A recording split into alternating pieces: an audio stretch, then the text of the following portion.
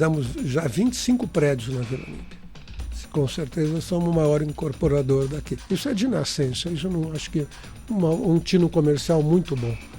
Isso é uma característica que eu não considero que eu aprendi na escola. Nunca vou me aposentar. Enquanto eu tiver saúde, disposição, tiver condição, eu vou continuar trabalhando. Acho que o trabalho é essencial. Acho que o nosso exemplo aqui é exemplo de trabalho. Quer dizer, o que nós fizemos foi trabalhar bem feito, muito respeito com o consumidor, muito respeito com as regras de mercado.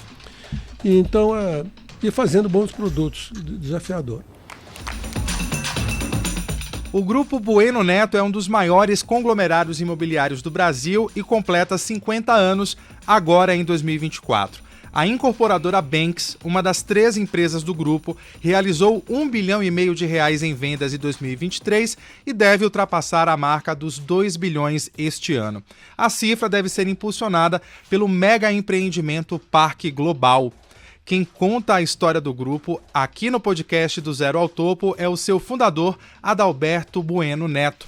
Mas antes de acompanhar esta entrevista, já deixa o seu like, se inscreva no canal do Infomoney no YouTube se você ainda não for inscrito e clica no sininho para receber notificações toda vez que um conteúdo novo for publicado por aqui.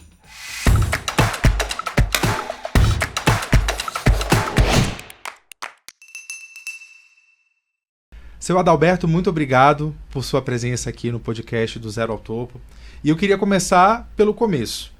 Queria saber como é que foi o surgimento da sua paixão pela engenharia, pela arquitetura. Sei que o senhor é paulistano geralmente gosta de concreto, mas essa é uma paixão que veio da infância? Não, eu nasci em São Paulo de fato, mas eu mudei para o interior. Meu pai nós tínhamos uma fazenda ali em Catanduva e também um tio meus que moravam lá. A minha família era originária lá de Catanduva. Interior de São Paulo. Então eu fui morar em 8 anos, dos 3 aos 8 anos, eu morei em Catanduva. E era uma casa de fazenda, ali, a 3 quarteirões do centro da cidade. E era muito bucólico, não tinha prédios nenhum na cidade. E com 8 anos eu vim para São Paulo e fui parar justamente morar na Avenida Higienópolis, aliás, num prédio de arquitetura bonito, edifício Nobel, na esquina com Itacolomi. E era uma época que realmente o mercado imobiliário estava muito pujante nessa região. Os prédios novos, do Atarso Jurado, da construtora Monções, e me chamava muito a atenção aquilo desse. Eu compartilhei praticamente dos meus 8, 9 anos até os 16, vendo aquelas obras maravilhosas serem feitas. Daí veio essa paixão. E eu ouvi dizer que o senhor era muito bom com números já, gostava de matemática. Foi por isso que seguiu para engenharia civil e não para arquitetura? Realmente matemática era a matéria que eu gostava e sempre tive realmente muita facilidade. Foi fácil, a conclusão para ir para a engenharia foi bem pensada e não me arrependo. Que o senhor cursou na USP, né? Depois fez um mestrado em Stanford, nos Estados Unidos. E lá mesmo já surgiu um primeiro convite para participar de um projeto super relevante para o Brasil, que foi a hidrelétrica de Itaipu. Exatamente. Então eu estudei ali estudava no Colégio Rio Branco, depois fiz cursinho no Ângulo Latino, Politécnica, e fui tive a felicidade de ser aceito para a Universidade de Stanford por um curso de planejamento e administração de construção. Isso foi muito interessante, porque eu fui ali para Palo Alto, morar em Palo Alto, e logo concluí o curso, né, em 1972. Era uma época que o Vale do Silício estava começando, computação. Stanford era adiantadíssima em computação, tinha um maior computador universitário dos Estados Unidos, e a gente teve muita chance de ter esse contato direto. A gente já tinha terminal, imagina, em 72 tinha o modem, que era acoplado ao telefone, mas que permitia você fazer programação da sua casa ali, que morava no campus, no próprio campus, né? Tecnologia de ponta na época. Já era, não era tão de ponta, mas era uma tecnologia desconhecida para nós. Já se falava até internet. Internet para mim foi uma coisa que me explicava. Eu falava, mas como é que é possível você ter toda a informação? Mas isso já se falava na época. Mas foi um curso muito, muito interessante. Eu tive contato com o primeiro programa da IBM, que era o PERT CPM, para fazer um planejamento completo de uma obra, né? E quando estava lá, fazer um curso de 2 anos, de pós-graduação, mestrado, e já no primeiro ano, numa noite fui convidado lá, tinha muitas palestras no campus, mas eu vi uma palestra sobre a maior obra, que seria a obra de Itaipu. Claro, tive todo o interesse lá, fui assistir, e no final da apresentação, conversei com o presidente da International Engineering Company, que eles estavam num processo de pré-seleção para fazer todo o planejamento, toda a parte de controle de projetos de Itaipu. E eles me convidaram, claro, viram que tinha um brasileiro lá, nós somos em 2 brasileiros lá, e conversamos com ele, ele falou, não, se você não tem interesse em conversar conosco, vem aí visitar a gente em São Francisco. E depois, uns 2 meses, fomos lá, fomos muito bem recebidos, e ele fez uma oferta para que fosse trabalhar lá quando terminasse o curso. Eu gostei muito da ideia e resolvi acelerar o curso. Ali é por créditos, né? Você fazia uma média de 30 créditos por trimestre. Então eu falei, poxa, eu tenho interesse, vou acelerar. Acelerei. Para poder tocar o projeto. Encurtei o mestrado em 6 meses, terminei o mestrado antes e fui lá trabalhar nesse projeto. Trabalhou no projeto do exterior mesmo. Qual foi o seu papel na elaboração desse projeto e como é que o senhor acha que ele definiu os próximos passos na carreira do Adalberto? Então, realmente foi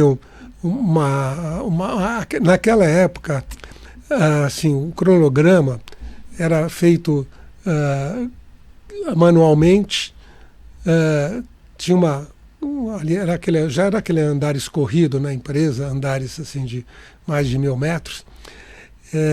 Então havia uma equipe de desenhistas para ficar com aquelas réguas T, prancheta, fazendo uma série de quadros para você depois, isso com nanquim, com a régua T, pô. E eles haviam comprado um plotter. Então nós tínhamos que fazer o cronograma. E muitas vezes você começava a fazer manualmente, conversando, tinha uma equipe de apoio ao projeto com engenheiros muito experientes em barragens, que nos davam todo o subsídio. A gente levantava as atividades, ia discutindo o tempo e tinha que lançar aquilo para ser processado através desse programa da IBM, e depois tinha que ser desenhado. Então daí nós tínhamos saído do plotter. Então nós falamos para eles, compraram um plotter e puseram lá no basement lá do prédio, e eu, o Fernando, que era o meu companheiro lá, passamos um fim de semana, sábado e domingo, mexendo naquela máquina que nunca tínhamos visto, nem eles. Ela era um plotter, hoje é muito simples, mas era um plotter que tinha uma bobina de papel vegetal e que fazia sair impresso, né?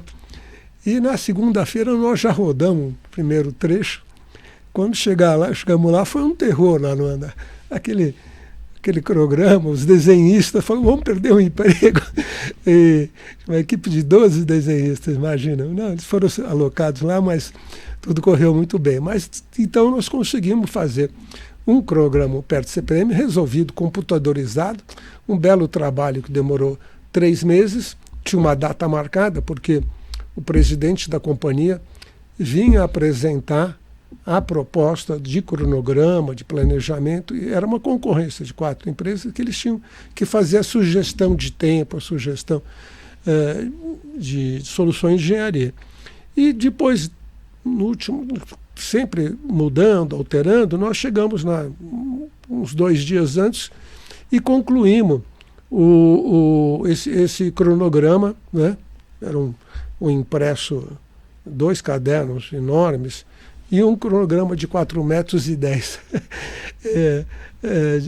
Um rolo de 4,10 metros de papel vegetal com tudo. Daí preparamos aquilo para o presidente trazer e um dia antes eu fiquei preocupado. Essa é uma coisa interessante aí para os jovens que estão começando. Eu me preocupei com que ele iria... Era um trabalho muito grande. Falei, como é que o presidente vai chegar lá, vai ver tudo isso? Eu me preocupei e escrevi um bilhete para ele, manuscrito, escrevi ali, deixei com a secretária, basicamente dizendo, olha, o cronograma deu isso, deu um prazo, esse prazo aí até agora eu vou errar o ano, que ficaria 98, que ficaria pronta a barragem, então, talvez 98, não, 88, mas poderia ser encurtado, caso tomasse algumas medidas. Por exemplo, em vez de 14 turbinas, fizesse 18, porque o tempo de fabricação das turbinas estava no caminho crítico, das maiores para 14. Se eu diminuísse um pouco a potência, tinha mais fabricante, conseguia fabricar mais. E mais algumas questões como essa, escrever manualmente, que apesar de estar especificado 14, se fizesse 18, diminuiria o prazo. E deixei lá na mesa dele, foi embora, ele veio para o Brasil. E na semana seguinte a secretária chamou e falou, o Mr. Sarkari, ele está chegando aqui. Amanhã ele queria que você fosse tomar café da manhã na casa dele. Eu falei, puxa, bom, o que aconteceu? Né? Falei, pô, lá com meus 23 anos, 24 anos, 23 anos, preocupado aí com o trabalho. E daí ele mandou o motorista me buscar em casa, levou lá, cheguei lá, ele com a mulher dele lá, à vontade, tomando café, tomamos, e eu curioso, ele conversando, até que a esposa saiu, ele falou, Alberto, você sabe por que eu te chamei aqui hoje? Eu falei, não, mas gostaria muito de saber, estou curioso como é que foram as coisas. Daí ele puxou a carta e falou assim, Alberto, eu tenho 68 anos, e nunca ninguém na minha vida se preocupou com o que eu tinha que falar numa reunião. Eu fui lá, falei exatamente a sugestão que se escreveu e nós ganhamos a obra por conta da redução de prazo. Baita história. Então foi muito interessante. O senhor, então, na época, tinha a formação, a especialização, já tinha uma boa experiência num projeto de grande magnitude, e oferta de trabalho, imagino que não faltava para o senhor. Por que ainda assim o senhor decidiu começar uma empresa do zero? Bom, essa é uma decisão que de fato eu já carregava, mas eu fiquei 6 meses lá nos Estados Unidos. Depois realmente pedia para sair, falei que iria fazer uma viagem de 2 meses para descansar um pouco, mas acabei ficando 10 dias e voltei. E daí eles já ia montar minha empresa, eu tinha uma conversa boa com 2 colegas politécnicos, que também um estava lá em Stanford comigo, outro na Southern California, em Los Angeles. A gente tinha bons amigos e queríamos fazer a empresa. Voltei para o Brasil, já com essa ideia, mas fui chamado daí a Companhia Internacional de Engenharia, já com uma nova sede, alugaram um prédio inteiro no Rio de Janeiro, muito bonito, e já enchendo, porque aquilo ganhou a concorrência. No dia seguinte, trabalho total. Me chamaram de novo, que eu tinha que conversar com eles lá. Acabei indo para o Rio, mas agora eu falei, agora eu não quero mais, trabalhar como funcionário. Eu tinha lá nos Estados Unidos, fiquei 6 meses e tive 3 promoções. A nossa sala virou a sala de exibição comercial da empresa, com aquele cronograma monstruoso na parte. Me deram, não tinha sala, mas colocaram eu, Fernando, uma sala de 4,20 metros, por isso que eu sei que tinha 4 metros, para caber o cronograma lá. E todo mundo que era comercial ia lá visitar para eles mostrarem aquela evolução que estava. E daí trabalhei mais 4 meses e trabalhei em 2 projetos, planejamento também, no projeto Samarco e projeto Trombetas de alumínio. E foram projetos que depois foram para frente também com eles e tudo mais. Mas já estava decidido, voltei para São Paulo para montar a empresa. Porque queria ter o próprio negócio. Que ele já queria ter o próprio negócio. Aí a decisão foi muito boa, porque também estava com 24 anos, solteiro, morava na casa dos pais, também os meus 2 sócios.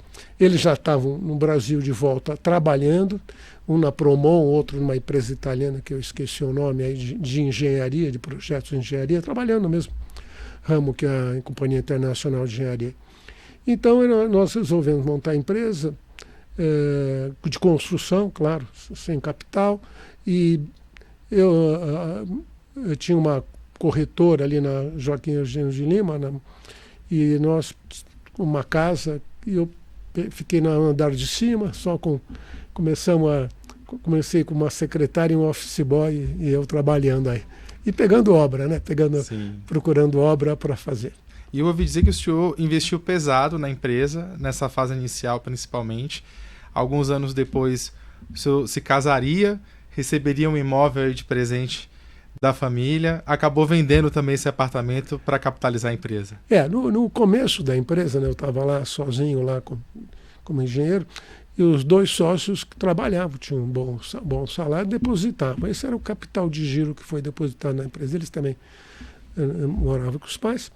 E assim foi. Depois de 1 ano e pouco, pegamos algumas obras, pegamos um galpão grande ali na Vila Altino. Aqui também pegamos algumas obras, fazíamos escolas. Fomos juntando até um capital na empresa, que começamos a fazer umas casinhas pequenas no Morumbi para vender também. Então era isso o começo da empresa. Depois de 1 ano, como eu disse, veio o Fernando, depois de 1 ano e meio veio o outro sócio, os outros 2 sócios. E nós continuamos. A empresa era RGB. Entendi. Que era Reis, Gaioli e Bueno Neto, o meu B. Então fomos indo assim, depois casei em 76, e eu tinha, assim, meu pai tinha dado um apartamento para cada um dos 4 filhos, lá no Portal do Morumbi. E a gente estava indo, a empresa estava indo bem, mas, sim, comprava dinheiro para comprar um terreninho de 300 metros no Morumbi, fazer uma casinha, vender, fazer 2. Estava indo nesse ritmo. E a gente começou a olhar para prédio, mas isso já foi um pouco depois. Eu estou falando já de 83, 84. A gente estava pensando em comprar prédio, mas um terreno mesmo era um valor substancial. Comprar um primeiro terreno na Horácio Laffer, aqui, um belo terreno. Então, na época eu vendi, eu tinha ganho esse apartamento lá no Portal do Morumbi, que estava alugado, porque era grande, não queria morar, e eu peguei um apartamentozinho pequeno ali na Brigadeiro do Veloso, aqui no Itaim. E então vendi esse apartamento, daí emprestei o dinheiro para a empresa e compramos o primeiro terreno, que foi na Rua Horácio Laffer. Foi muito sucesso, a gente fez um prédio que agora está demolido, foi demolido porque tem um grande prédio que vai inaugurar na Faria Lima lá no lugar. Então nós vendemos esses 12 apartamentos de 260, 270 metros e com isso já começamos a entrar num volume maior e daí vieram uma série de apartamentos. Isso foi em 83, 84. Sim. O senhor diria que esse começo foi desafiador? Em algum momento sentiu vontade de desistir dessa ideia e aceitar uma das muitas propostas de trabalho aí que o senhor recebeu? Não, eu não tinha dúvida não de continuar no empreendedorismo. Eu sempre tive isso é de nascença, isso eu não acho que um tino comercial muito bom. Isso é uma característica que eu não considero que eu aprendi na escola. Meu pai também tinha, meu pai era advogado, tinha cartório da Alberto Neto, terceiro de títulos e documentos, que veio até do meu avô. Mas eu nunca tive pensamento de seguir nessa linha. E, então já estava indo relativamente bem, tínhamos bastante obra. Também a gente não rejeitava a obra pequena, reforma de escola. Nessa época nós fizemos algumas obras públicas e fomos até fazer a primeira obra pública nossa, realmente, que foi num pedágio na Ayrton Senna, atual Ayrton Senna. E foi um inferno, né? Foi um inferno porque era um pedágio, para nós era uma obra grande. E não recebemos, aquela briga, aquela discussão eterna, obra entregue, não pagavam. E, enfim, foi uma tamanha decepção. Eu achei excelente ter feito aquela obra, porque tomamos a decisão de nunca mais fazer nada com o ente público e sigo essa instrução até hoje. O crescimento do Grupo Bueno Neto, né, ele coincide com o desenvolvimento dessa região de São Paulo, onde nós estamos agora, né? A gente está na Vila Olímpia. Na Vila Olímpia, sim. O senhor é considerado um dos principais nomes que financiou o desenvolvimento dessa região. E todas essas avenidas e ruas que o senhor citou anteriormente estão ali meio que situados Zona Oeste, Zona Sul de São Paulo, né? Como foi que o senhor teve essa visão sobre essa parte da capital paulista? E hoje a Vila Olímpia é um dos grandes centros financeiros da cidade, do país, e também um dos bairros mais caros de São Paulo, né? Não, foi realmente uma questão estratégica, né? Era o seguinte, a Vila Olímpia nessa época tinha um problema básico muito grande, enchente. Ela era um bairro com grandes terrenos, industrial, a Vila Olímpia era industrial, galpões grandes, a Febo estava aqui, enfim, várias indústrias estavam aqui. E a Berrini já tinha antecipado o desenvolvimento. A Berrini foi desenvolvido antes, muito pela ação do Brat, dos irmãos Brat. Então, já havia esse vazio aqui no meio. E daí, a gente acompanhando o serviço, viu que foi canalizado o córrego e vimos com uma grande oportunidade mesmo de fazer um desenvolvimento nessa área, porque tinha terrenos grandes, tudo. Então, nós focamos nisso, compramos o primeiro terreno aqui na Vila Olímpia em outubro, dia 14 de outubro, acho que de 88. Por quê que eu sei? Porque no dia seguinte ia ter eleição municipal, o Maluf ia ganhar e ia fazer a interligação do projeto do Júlio Neves, a interligação da Berrini com a Faria Lima, tá? Como está hoje, pelo eixo. Então, nós estávamos esperando isso, nos adiantamos, compramos o primeiro terreno, no dia seguinte ganhou a Erundina, né? Acho que sim. Bom, mandou aterrar a Juscelino, esqueceu do projeto e a Vila Olímpia ficou de novo parada. Então daí nós resolvemos investir mesmo na Vila Olímpia, né? O senhor junto com outros incorporadores? Comprei mais terrenos, comprei um terreno de 7 mil metros, e os outros incorporadores também começaram a desenvolver, mais aqui embaixo, perto daqueles prédios à beira da Marginal, mas não havia 3, 4 prédios aqui na Vila Olímpia. Então nós resolvemos investir, contratamos na época o Jaime Lerner, que era um grande urbanista lá de Curitiba, que tinha feito um trabalho muito bonito em Curitiba, para ele fazer um desenvolvimento urbano aqui, para um planejamento urbano para a cidade. Então, ele traçou as avenidas e nós compramos 12 mil metros de terreno e pegamos uma opção de mais 12. Fizemos uma parceria com o Michel Milan, que era um grande terrenista aqui, que tinha galpões grandes também, e para fazer um produto centralizado.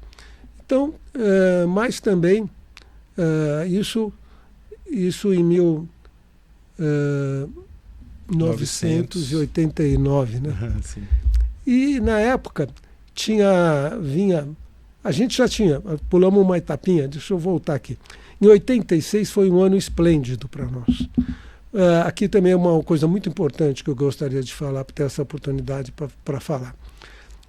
A atividade nossa de construtor e desenvolvedor imobiliário é muito cíclica num país que não tem uma economia absolutamente estável. Nós não temos, a gente anda aqui, um sobe e desce constante, pega uma safra 2, 3 anos bons, depois vem ruim.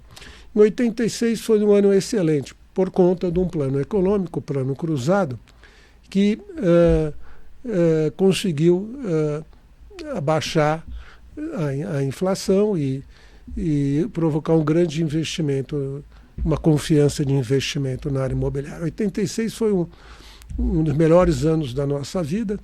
Lançamos 17 empreendimentos na capital, muitos aqui na Vila Olímpia também, mas foi um grande ano. Foi o melhor ano nosso, assim. A empresa cresceu muito, saiu de 200 empregados, chegou em 90, né, o próximo ciclo, chegou em 90, com o Collor assumindo. Aquela época era Lula-Collor, Lula-Collor. Bom, e a gente estava com aquele estoque de terreno já para fazer o desenvolvimento por conta nossa da Vila Olímpia. Daí ganhou o Collor, falou, bom, agora vai. E lançamos em fevereiro de 91, né? 90, 91, lançamos um grande empreendimento na Vila Olímpia com o planejamento do Jaime Lerner para abrindo avenidas, etc, etc. Bom, março ele assumiu, nós tínhamos 2.300 empregados registrados já nessa época, com bastante obra. Estávamos fazendo uma obra aqui, num terreno 7.000 metros na Vila Olímpia, que eram 30.000 metros de área privativa. Hoje o empreendimento aí de 500, 600 milhões, só esse prédio. E daí chegamos no dia do plano Collor assumiu, resultado, ficamos com R$50, ou cruzados, sei lá que moeda era, cruzados na conta. Congelado o dinheiro. Nós tínhamos vendido esse grande empreendimento em 4 cotas de 25%. Nós íamos ficar com 25% e colocar, depois picar mais a público. E tinham 3 industriais muito fortes que tinham vendido uma indústria de papel e celulose no Paraíba. Eles venderam a indústria, estavam por $30 milhões e estavam investindo aqui. Iam ficar com um prédio comercial de 30 e poucos mil metros para renda. E todos ficaram, cada um com seus R$50 na conta. Aí acho que grande parte desse cabelo aí foi. Né? A gente, sem dever nada, com a obra em andamento em 2 turnos. E a obra parou, não tinha dinheiro, daí começaram a liberar em conta-gota, nós tínhamos folha semanal. Isso aí foi um drama. Foi um drama. Eu lembro na segunda semana, né? Eu tinha a folha de semanal, de 500 mil cruzados e tinha 50. Então, e pagava os funcionários semanalmente.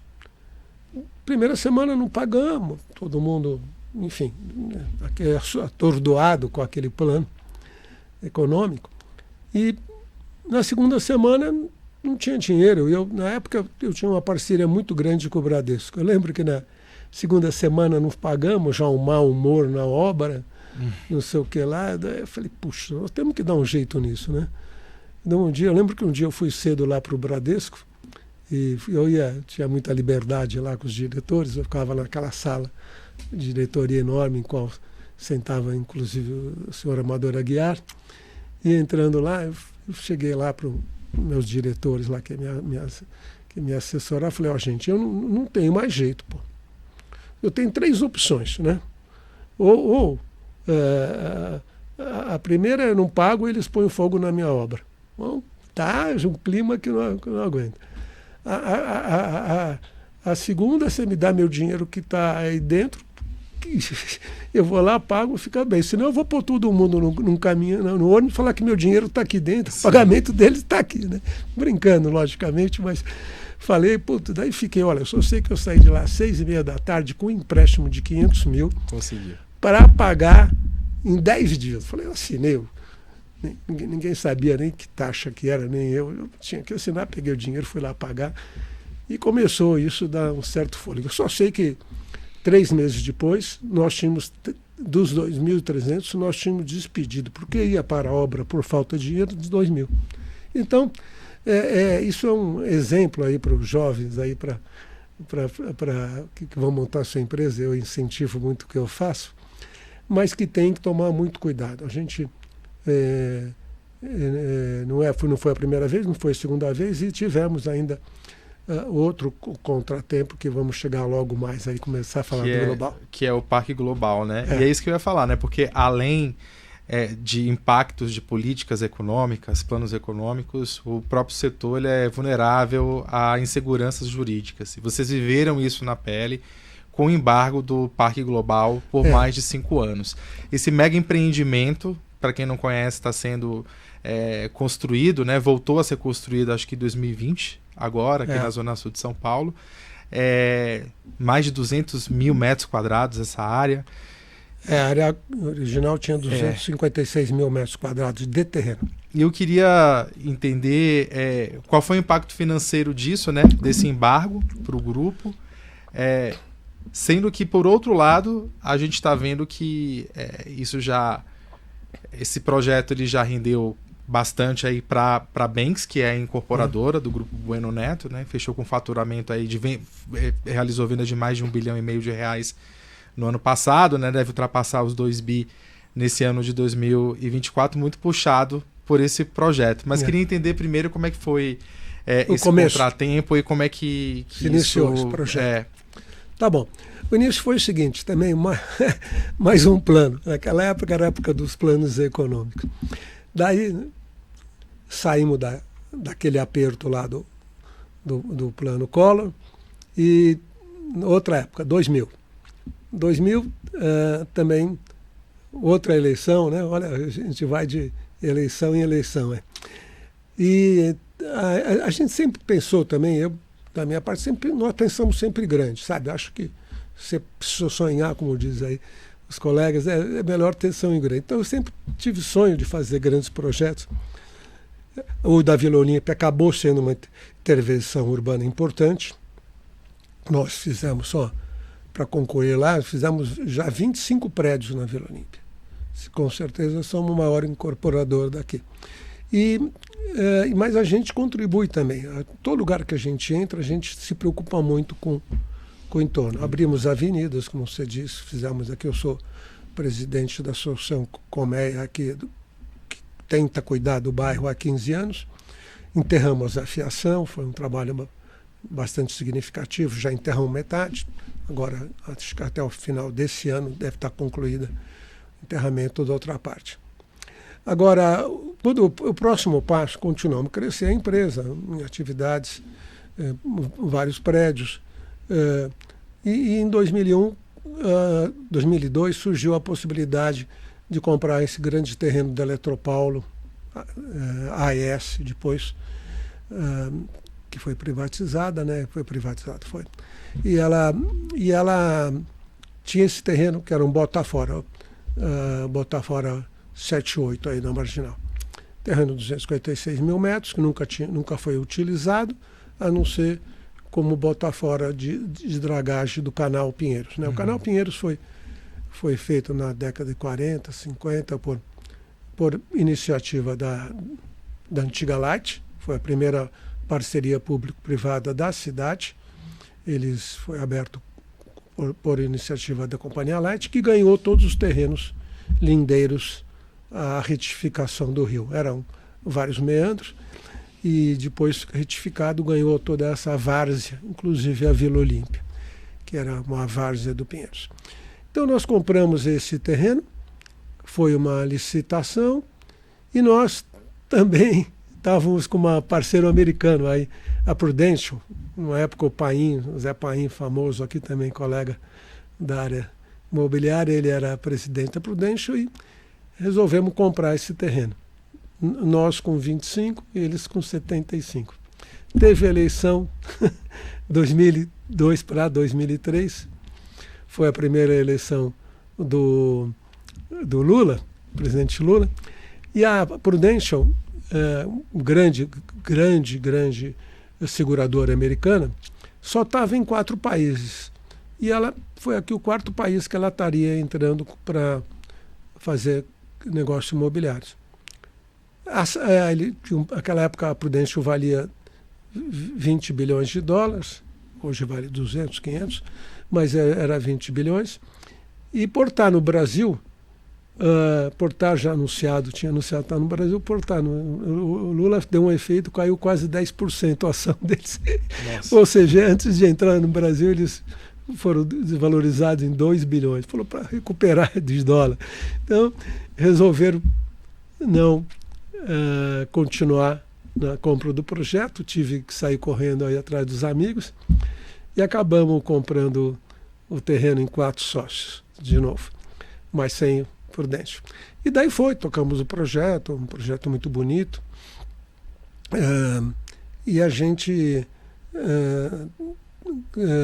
começou a fazer isso. No começo era um projeto mais simples, mas chegamos depois compramos, nós fechamos o contrato, fez agora, semana passada, 21 anos que nós compramos esse terreno. Imagina. Isso dos anos 2000, né? Então é um terreno, era 12 alqueires, 13 alqueires aí na Marginal de São Paulo, ali logo antes do Extra.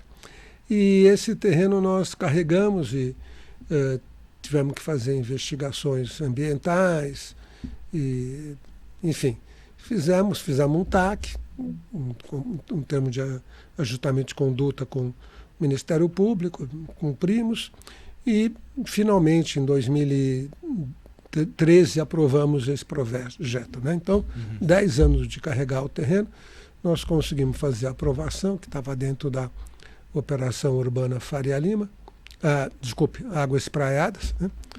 E então esse projeto foi aprovado e nós lançamos efetivamente em 2013 um projeto bem ousado e foi um grande sucesso. Um grande sucesso, vendemos 330 unidades em um ano. A primeira fase eram 600 apartamentos e, para nossa surpresa, o próprio Ministério Público, que tinha um TAC, um TAC assinado e aprovado por unanimidade do Conselho Superior do Ministério Público, resolveu lançar dúvidas sobre a aprovação do terreno.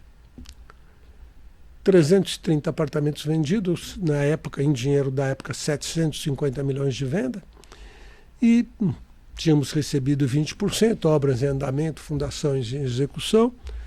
Fomos surpreendidos com isso, procura advogado, tudo. E, poxa, mas não é possível, isso não é possível. Bom, entramos com recurso, chamamos uma assembleia com todos os condôminos, fomos muito bem entendidos, eles acreditaram piamente que entenderam, e nos deram 2 anos de prazo para resolver. Falei, tá ótimo. Achava que 1 ano, 6 meses estaria resolvido. Bom, mas acabou se estendendo bem mais do que isso. Bom, para dizer a verdade, demorou 6 anos para cair na mão de um desembargador esclarecido que falou, bom, mas tem um TAC assinado, se o Ministério Público está querendo discutir, ele tinha que discutir o TAC, que ele afirmou e aprovou por unanimidade. Então, daí liberou, mas foram 6, 7 anos, nós tivemos que devolver os 150 milhões recebidos, devolvemos tudo com correção, inclusive a corretagem que não tinha sido devolvida por nós. Fora que teve que pagar os empréstimos pelas permissões aí de construção também, né? Os direitos de construção. Então, foi um retrocesso muito grande, mais o segundo grande retrocesso, assim, quando fazendo alguma coisa em escala. Mas como aí eu tinha uma dívida só, que era o CEPAX. Eu tive que comprar 110 milhões de CEPAC, que é um título para terreno, para essas coisas. Eu não recomendo ninguém pegar financiamento, né? A gente tem que ter o capital, tem que ter tudo, poder arcar. Então nós o terreno era nosso, estava pago, estava tudo em ordem. Nessa época eu tinha adquirido a parte dos outros sócios também e ficado com um sócio, entrou um sócio americano, que é a Related, uma das maiores incorporadoras americanas, do como Jorge, sócio. né? E então estava lá comigo. Graças a Deus, fiquei muito amigo pessoal tanto do Steve Ross como do Jorge Pérez, nos respeitamos muito, e eles ficaram também arcando com a parte deles, ou seja, 75 milhões, e nós devolvemos tudo. Eu falei, o nosso princípio é o seguinte, nós não temos culpa, mas o nosso cliente que confiou na gente tem muito menos, então não tem o que dizer, né? Eu vou falar que não adianta. Então, trabalhamos, graças a Deus, entramos no outro setor, Minha Casa Minha Vida nessa época era um setor promissor, fizemos um produto também interno muito bom, e que foi muito bem aceito. Hoje já estamos com 25 empreendimentos desses, 10 mil unidades vendidas. Mas, voltando ao Parque Global, nós então recuamos, aprimoramos o projeto antes, porque tudo evolui, né? Sim. O projeto 2013 não podia ser 2020. Então evoluímos mais o projeto, fizemos mais outras coisas e hoje está em pleno andamento, 570 unidades vendidas, entrega de 3 prédios no mês que vem, já festa de inauguração aí para começar a comemorar nossos 50 anos de atuação no mercado. Mas inclusive, então é isso, quer dizer, muita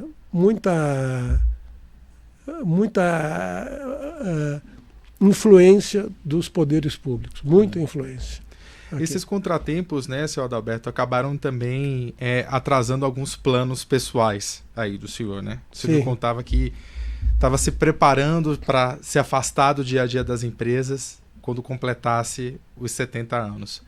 Agora com 74 e o Parque Global voltando aos trilhos, quais são os planos? O senhor deve vender sua participação? O que é que o senhor está planejando fazer? Bom, primeira coisa é dizer que eu nunca vou me aposentar. Enquanto eu tiver saúde, disposição, tiver condição, eu vou continuar trabalhando. Acho que o trabalho é essencial. Acho que o nosso exemplo aqui é exemplo de trabalho. Quer dizer, o que nós fizemos foi trabalhar bem feito, muito respeito com o consumidor, muito respeito com as regras de mercado, e então e fazendo bons produtos, desafiador. Eu acho que o desafio não para as empresas, está certo?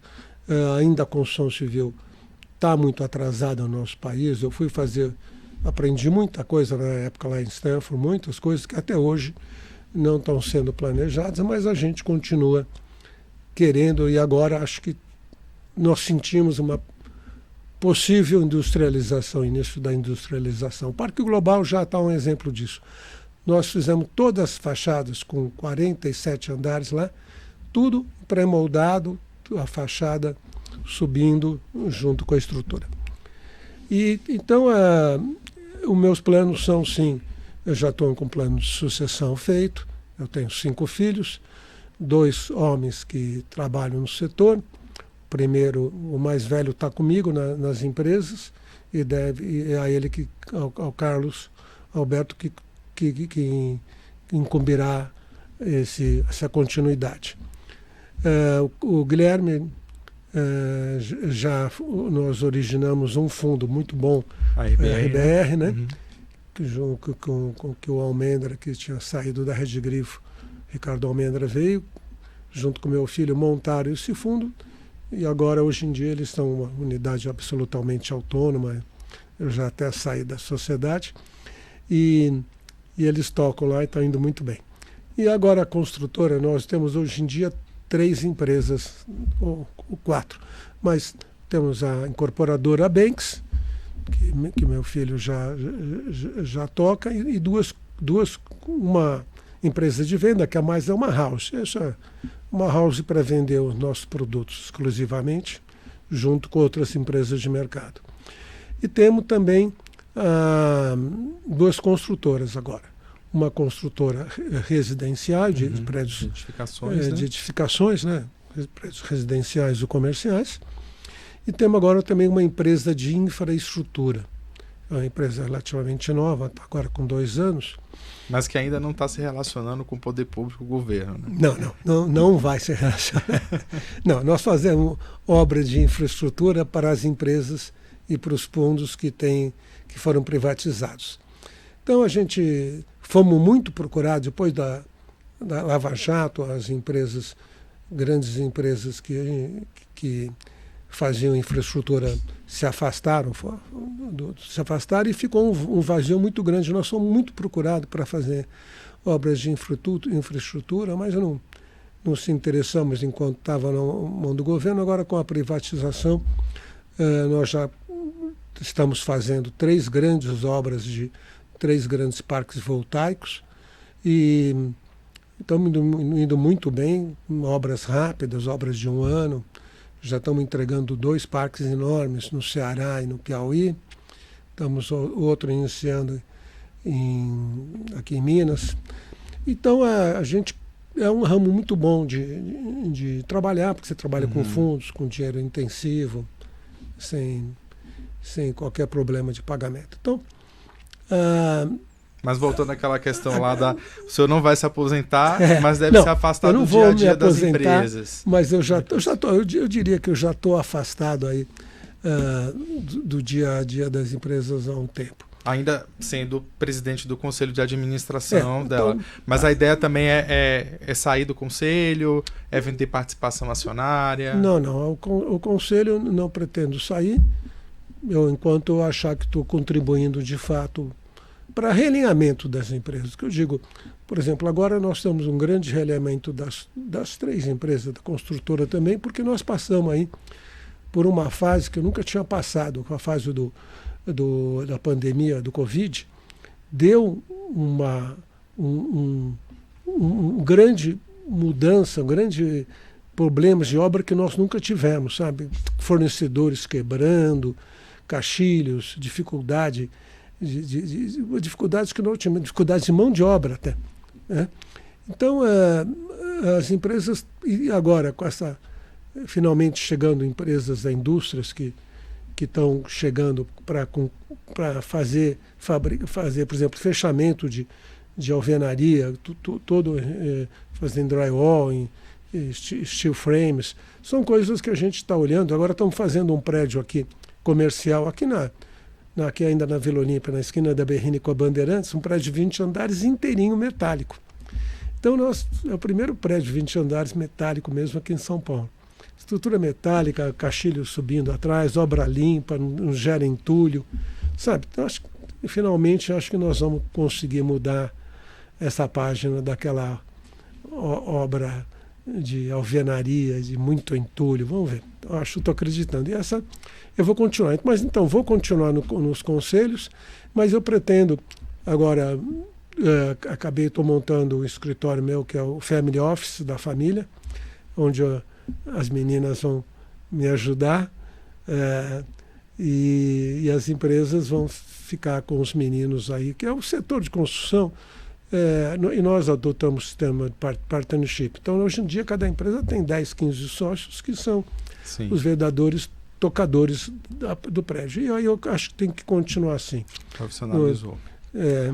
Seu Adalberto, a gente está chegando na reta final aqui do nosso podcast e, como de costume, a gente pede um conselho, né? O que é que o senhor diria, por exemplo, se o senhor encontrasse com a sua versão de 20 e poucos anos ali, que estava começando os negócios, com base em toda essa experiência que o senhor viveu? Bom, a primeira coisa que devia ser básico, aqui devia ser básico, mas infelizmente na nossa sociedade não é ser correto. Ser correto, encarar com muita seriedade o mercado, o cliente, fazer as coisas corretas, pagar seus impostos, não ter nenhum desvio ético, porque ética não é a coisa que devia ser cobrada, mas no nosso país precisa ser lembrada atualmente. Então, a primeira lembrança é essa. Segundo, saber que tem riscos, sim, inerentes à economia, mercado. O mercado é soberano.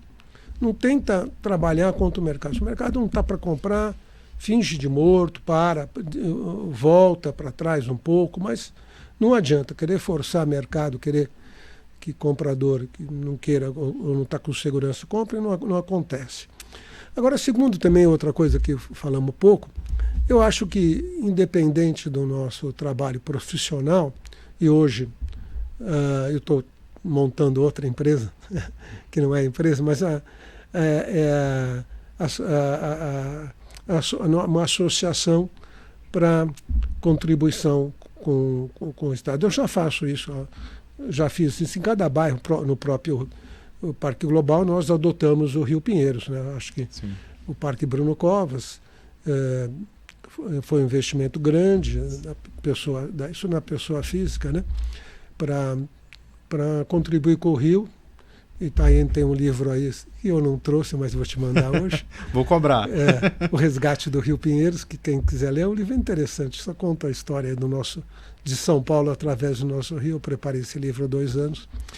E me envolvi muito. Há 15 anos eu estou envolvido nessa tentativa aí de limpeza e resgate do rio. E hoje pretendo continuar. Nós estamos fazendo lá no Parque Global um centro de inovação, saúde e educação. E eu pretendo continuar junto com a minha associação. Eu vou doar uma parte do rendimento das minhas empresas para esse investimento filantrópico, para a sociedade. Eu vou deixar as empresas uma parte para as empresas e as minhas filhas vão me auxiliar nesse serviço. Nós já temos grandes parcerias com Paraisópolis, outras questões, com a própria Vila Olímpia aqui, que vamos continuar enterramento esses fios. E vou me dedicar mais a esses setores aí, que são 3 setores, que é ensino, educação e ecológica, a parte ambiental ecológica, que também está lá. Estou lançando agora, aliás, isso é importante, nós iniciamos agora em janeiro, 1º de janeiro, a obra da segunda fase do Parque Global, que são mais de 250 mil metros de construção, que são um novo hospital para o Einstein, com 41 mil metros de área privativa, que vai estar pronto em 26 meses. Uma torre de consultórios, uma torre de ensino, que já estamos alugando para faculdades. Esse centro de inovação embaixo, fazendo para startups, que eu tenho um envolvimento pessoal nisso, continuo. E tem mais um hotel, também que já está fechado com a rede do Emiliano. Hotel pequeno, mas com multiuso em cima, para apartamentos para aluguel. E outro prédio que vai ser o prédio, a Quinta Torre, que vai ser um edifício de 57 andares, o maior prédio residencial de São Paulo, perfeito, que já está com fundação pronta. E para o seguinte semestre, começamos a 3ª fase do Parque Global, que é um mega shopping que também pretendemos estar com obras iniciando em agosto. Então, está com bom trabalho. Obrigado mais uma vez, senhor Adalberto, por sua participação aqui no Do Zero ao Topo, né? 50 anos não cabem num podcast só. A gente acabou não entrando em outros aspectos da sua vida, como o seu grande fã de esportes e tudo, mas eu acho que deu para compactar bem aqui um pouco dessa trajetória. Parabéns e desejo aí prosperidade para os negócios das empresas daqui para frente. Eu que agradeço muito, Mitchell, estar aqui com vocês e espero estar sempre colaborando o que for possível aí. Muito obrigado. Ótimo. Muito obrigado. Até a próxima.